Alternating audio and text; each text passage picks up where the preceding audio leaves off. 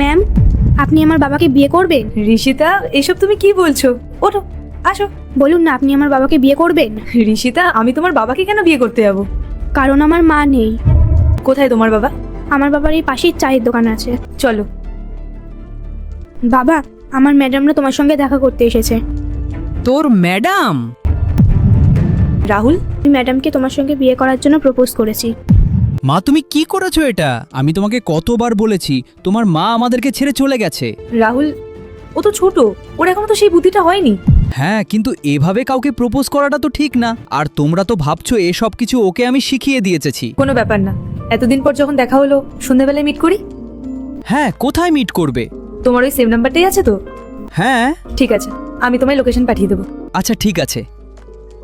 Hello, high, বসো। কি খাবে? পরে অর্ডার করছি। আমি এটা জানতে চাই যে তুমি আমাকে এখানে কেন ডাকলে? আচ্ছা রাহুল, তুমি তো পূজার সাথে লাভ ম্যারেজ করেছিলে, আর তোমাদের বিজনেসও তো ভালোই রান করছিল।